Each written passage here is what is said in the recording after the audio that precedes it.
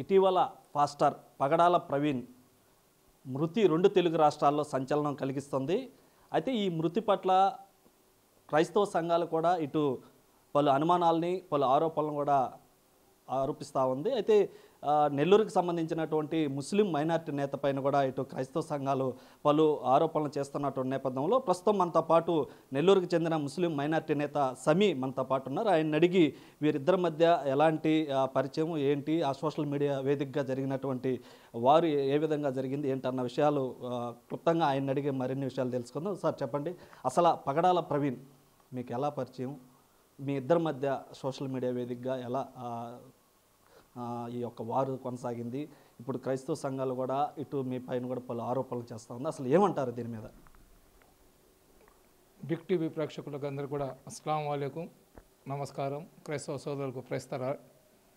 ఈరోజు చివరి శుక్రవారం రంజాన్ మాసంలో ఈరోజు కూడా మనం ఏంటంటే ప్రేయర్స్ అయిన తర్వాత, జుమ్మా నమాజ్ అయిన తర్వాత పగడాల ఎవరైతే ప్రవీణ్ పగడాల ఉన్నాడో అతని ఆత్మకు శాంతి చేకూర్చాలని, అదేవిధంగా వాళ్ళ కుటుంబ సభ్యులకు మనశ్శాంతి ప్రసాదించాలని అల్లా దగ్గర దువా చేయాలని చెప్పి కూడా మసీదులలో నిర్ణయించినాము. ఇంకపోతే ఎవరైతే ఈ ప్రవీణ్ పగడాల ఉన్నారో అతనికి నాకు ఎటువంటి పరిచయం కానీ ఎటువంటి సంబంధం కానీ లేదు. అతను జనవరి నెలలో మొహమ్మద్ ప్రవక్త సల్లల్లాహు అలైహి వసల్లం గారి గురించి చాలా అసభ్యకరంగా, చాలా అనుచితంగా కొన్ని వీడియోస్ పెట్టడం జరిగింది. ఆ వీడియోలు చూసిన తర్వాత ఆ వీడియోస్ మీద మనం రియాక్ట్ అయినాము. రియాక్ట్ అయినప్పుడు అతను చెప్పిన మాటలు ఏ విధంగా ఉన్నాయంటే, అసలు ఇన్ని మాటలు విన్న తర్వాత కూడా మనం ఎందుకు బ్రతికి ఉన్నాము అనే భావన ప్రతి ఒక్కరిలో, ప్రతి ముస్లింలో కలుగుతుంది. కాబట్టి అతను చేసింది తప్పు. ఈరోజు భారతదేశంలో మనం క్రైస్తవులు, ముస్లింలు ఎవరైతే మైనార్టీ వర్గాలని పిలువబడుతున్నాయో గత 10-15 సంవత్సరాల నుంచి మా మీద జరుగుతున్న దాడులు కానివ్వండి, మా మీద జరుగుతున్న దాష్టికాలను మనం దిగమింగుకొని క్రైస్తవులకు, ముస్లింలను కలుపుకొని మనమందరం కూడా పోరాటం చేయాలని ఒక పక్క ప్రయత్నం చేస్తుంటే ఇతను ఇటువంటి వ్యాఖ్యలు చేసినందుకు చాలా కోపం వచ్చింది అతని మీద. వచ్చిన తర్వాత అతనికి చాలా గట్టిగా, చాలా స్ట్రాంగ్గా మనం ఒక కౌంటర్ వీడియో తయారు చేసి పెట్టడం జరిగింది. ఆ వీడియోలో అతనికి ఒక వారం లోపల కానీ నువ్వు దీనికి సమాధానం కానీ చెప్పకపోతే ఖచ్చితంగా మేమందరం కూడా రియాక్ట్ అవుతాము అని చెప్పి మాట్లాడడం, అతనికి బూతులు కూడా తిట్టినామండి. ఎందుకంటే రంజాన్ నెలలో మనం అబద్ధం చెప్పాల్సిన అవసరం లేదు.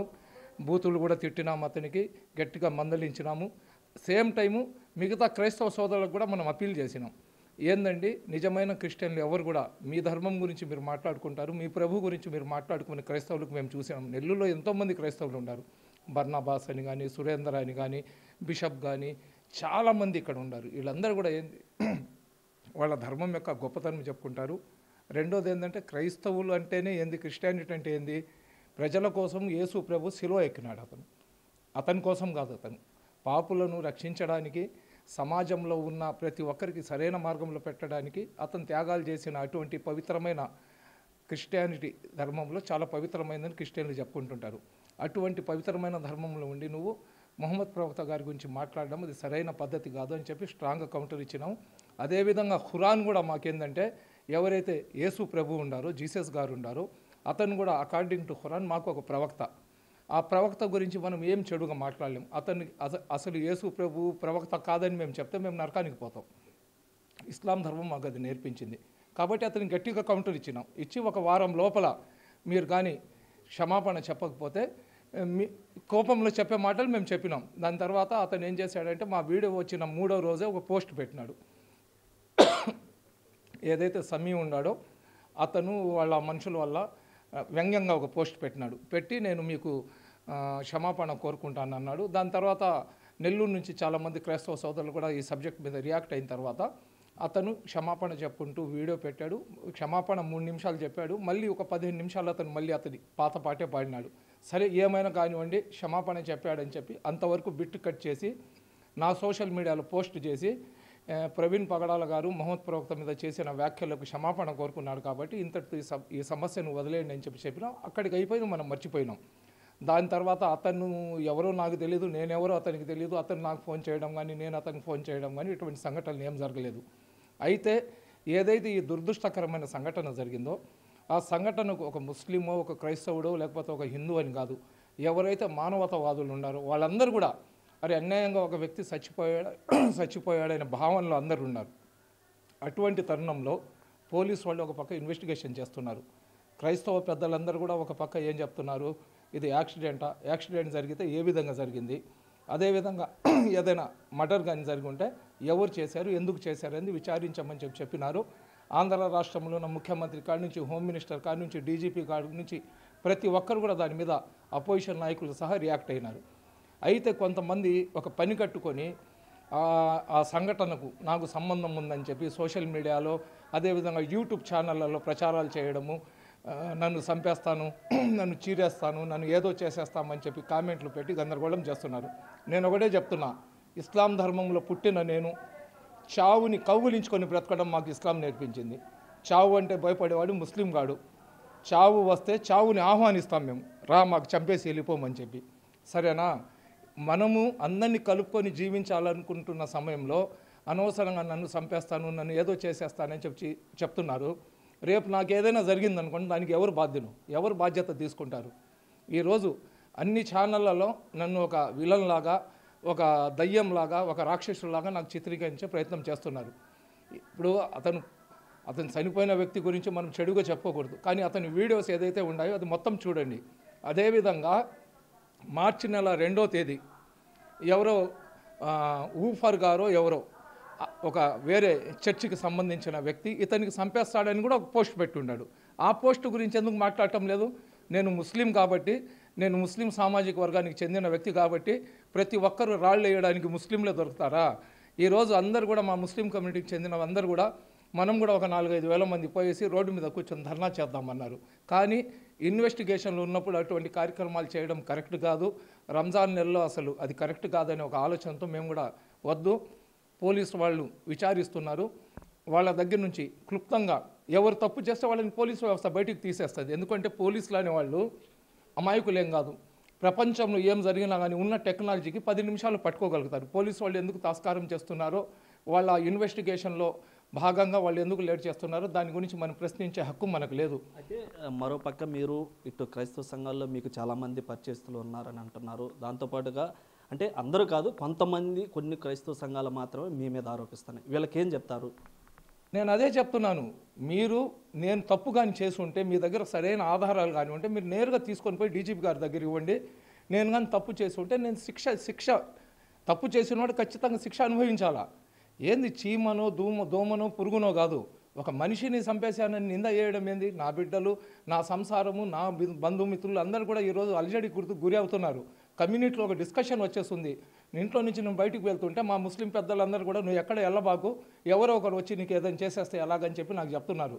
కాబట్టి నేను ఖచ్చితంగా మీ దగ్గర ఆధారాలు ఉంటే పోలీసు వాళ్ళకి ఇచ్చి నన్ను అరెస్ట్ చేయించేయండి. మీ దగ్గర నేను ఏదో తప్పు చేసినట్లు ఆధారాలు లేనప్పుడు నా మీద అనవసరమైన నిందలు వేసి మీరు ఏం చేయాలనుకుంటున్నారు? ముస్లింలకు క్రైస్తవులకు తగ్గు పెట్టాలనుకుంటున్నారా? ఈ ఫేస్బుక్లో, వాట్సాప్లో కెమెరా ముందర మాట్లాడే హీరోలు కొంతమంది ఉంటారు. వాళ్ళు నిజంగా వాళ్ళు కానిపోతే ఇంట్లో వాళ్ళ పెళ్ళాలు కూడా వాళ్ళ మాట వినరు. అటువంటి వ్యక్తులు ఏం చేస్తున్నారంటే దీని ఒక పెద్ద ఇంకొక డౌట్ ఏంటంటే, ఎవరైతే ముస్లింలు క్రైస్తవులు పడకుండా ఉండే వ్యక్తులు ఉన్నారో క్రైస్తవుల పేర్లతో కూడా ఫేక్ ఐడీలు పెట్టుకొని కూడా వాళ్ళు కూడా చేస్తూ ఉండొచ్చు. ఏదేమైనా కానీ ఏదైతే ఈ సంఘటనలు జరుగుతున్నాయో దానివల్ల ఖచ్చితంగా నాకైతే ప్రాణహాని ఉంది, దాంట్లో వేరే డౌటే లేదు. నాకు ఖచ్చితంగా ప్రాణహాని ఉంది. నా మీద అయితే ఎవరో ఒకరు నాకు అటాక్ చేస్తారు. నాకు ఎవరు అటాక్ చేసినా కానీ రాష్ట్ర ప్రభుత్వం బాధ్యత తీసుకోవాలా. ఆల్రెడీ నేను చెప్తున్నాను, ఎందుకంటే ఆయన ప్రవీణ్ పగడాల గారికి జరిగిన సంఘటన అది యాక్సిడెంటా, హత్య అనేది ఈరోజు కాకపోతే రేపు కాకపోతే ఎల్లుండి తేలిపోద్ది. ఎవరు దోషులు ఉన్నారో వాళ్ళు ముందుకు వస్తారు. కానీ అనవసరంగా నన్ను బద్నాం చేసి నన్ను టార్గెట్ చేసినారు కాబట్టి ప్రతి కులంలో, ప్రతి మతంలో కొంతమంది సైకోలు ఉంటారు. యువతరం ఉంటుంది, అరే మా పాస్టర్కి తను చంపేశాడంటారా అని చెప్పి రేపు వాళ్ళు వచ్చి నేను ఒంటరిగా పోతుంటే నన్ను ఏదైనా చేసేసారనుకోండి, దానికి ఎవరు బాధ్యులు? నా ప్రాణానికి ఎవరు రక్షణ ఇస్తారు? కాబట్టి ఒక ముస్లిం నాయకుల్లాగా నేను చేసిన సేవలకు నాకు గౌరవ డాక్టరేట్ ఇచ్చి ఉన్నారు. నాకు నా మతం జోలికి వస్తే నేను ఖచ్చితంగా రియాక్ట్ అవుతాను. ఎవరు వచ్చినా వాళ్ళ మీద రియాక్ట్ అవుతాను. అదేవిధంగా క్రైస్తవుల జోలికి వచ్చినా రియాక్ట్ అవుతాను, హిందువుల జోలికి వచ్చినా రియాక్ట్ అవుతాను. ఈరోజు చెప్తున్నారు వీళ్ళందరూ, ఆ రోజు మణిపూర్లో సంఘటన జరిగినప్పుడు ఆ రోజు ఈ క్రైస్తవ సంఘాలకు చెందిన ఈ పెద్దలు ఏడబోయారు. 500 మందితో నేను నెల్లూరులో, మీరే సాక్ష్యం దానికి, 500 మంది మహిళలను తీసుకొని వర్షంలో మేము అక్కడ మణిపూర్లో క్రైస్తవుల మీద జరిగిన దాడిని మేము ఖండించినాం. అదేవిధంగా గత ప్రభుత్వంలో డీజీపీ గారికి ఏదో చెప్తే క్రిస్టియన్ డీజీపీ లాగా ఉన్నాడంటే ఆ రోజు మీరెవరు నోరు విప్పకపోతే ఆ రోజు నేను బయటికి వచ్చి పోరాటం చేసినాను. ఎక్కడ క్రైస్తవులకు చిన్న కష్టం వచ్చినా కానీ నా తోబుట్టుల్లాగా నా ఆత్మబంధువుల్లాగా నేను ముందుకు వచ్చి పోరాటం చేస్తున్నాను. అదేవిధంగా బంగ్లాదేశ్లో హిందూ సోదరుల మీద దాడులు జరుగుతుంటే జెండా వీధిలో అన్ని మసీదులకు చెందిన ముస్లింలను తీసుకొని బంగ్లాదేశ్కి వ్యతిరేకంగా మనం అక్కడ ఒక కార్యక్రమం చేసినాం. ఎందుకంటే భారతదేశంలో పుట్టిన ప్రతి ఒక్కరం ఒక తల్లి బిడ్డల్లాగా ఉండాలనే భావన వ్యక్తిత్వం కలిగిన వ్యక్తి నేను. అనవసరంగా నా ప్రాణాల మీదకు కొన్ని యూట్యూబ్ ఛానల్ వాళ్ళు కొంతమంది పని కట్టుకొని తీసుకొని వచ్చినారు. ఖచ్చితంగా నాకు ప్రభుత్వం రక్షణ కల్పించాలా. అదేవిధంగా దీంట్లో చీమ గోరంతా కూడా నా తప్పు కానీ ఉంటే ప్రభుత్వం ఏ శిక్ష వేసినా ఆ శిక్షకు నేను సిద్ధపడతాను. లేదా ఆ జరిగిన సంఘటనలో అది యాక్సిడెంట్ జరిగి ఉంటే అది భగవంతుడిది, కానీ ఎవరైనా ఏదైనా చేసి దాంట్లో చీమ గోరంతా కూడా నా పాత్ర కానీ ఉంటే పోలీసు వాళ్ళే కాదు నేనే నడి రోడ్డు మీద ఊరేసుకొని చచ్చిపోతానని తెలియజేస్తున్నా. కానీ నన్ను భయపెట్టే ప్రయత్నం మటుకు చేయబాకండి. మీరు భయపెడితే నేను భయపడేవాడిని కాదు. మీరు గుడ్లు బయటికి తీసి ఏదో చించేస్తానంటే ఇంట్లో దాక్కునేవాడిని కాదు. నేను ఒంటరిగానే తిరుగుతున్నా. కానీ నాకు ఏదైనా జరిగితే మటుకు దానికి బాధ్యత మటుకు రాష్ట్ర ప్రభుత్వం, రాష్ట్ర డీజీపీ గారు తీసుకోవాలా.